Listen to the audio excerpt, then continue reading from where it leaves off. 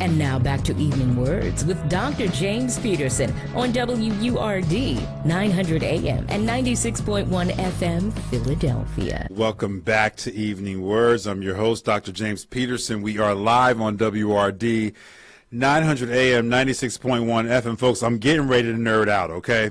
My next guest, Dr. Ayanna T. Hardaway, is the founder and editor-in-chief of Wildflowers and Company Publishing, a restorative organization dedicated to facilitating trauma healing within and across communities through storytelling, creative expression, education, and strategic partnerships. Her groundbreaking book, which I'm making my way through right now, From Crack Mother to Wildflower, Writing to Transgress, the Sankofa Writing Method, is a critical autoethnography that explores the role of Black women-centered networks during the crack era. Dr. Hardaway, welcome to Evening Words. Peace, Dr. Peterson. I'm so happy to be here. Peace. Hey, listen, so I'm not supposed to get into the weeds on this show, but I got to go right into the weeds first. We're going to talk about Wildflower, and we're going to talk about the Sankofa Writing Method, but I want to tell you a quick story first, and then I want to ask you a quick question about endarkened feminist epistemology.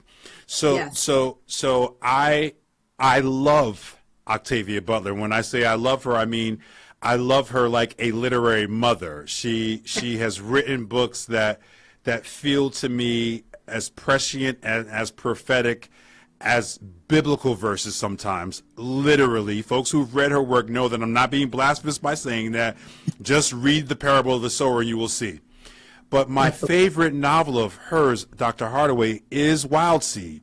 And I'll tell you how much I love this novel. I'll tell you how much I love this novel. And I'm afraid before we get into the endarkened feminist epistemology, maybe you can give folks a summary of Wild Seed so they can better appreciate it. But I was teaching an Afrofuturistic class, a sci-fi, black sci-fi class, and I made the mistake of assigning Wild Seed. And the reason why I was mistaken is because I love this novel. It is epic in its scope. It is the broad, sweeping, incredible black epistemology is transformative, literally, figuratively, right? It's an incredible novel and an incredible series. But Wild Seed is like the foundation of it, right? Of the patternist mythology. And I'm sorry, folks, that I'm nerding out. Dr. Hardaway will explain this better than I can. But I have Wild Seed on the syllabus. I go into class, like, ready to teach, like a 3-hour intense class, ready to teach, talk about Wild Seed.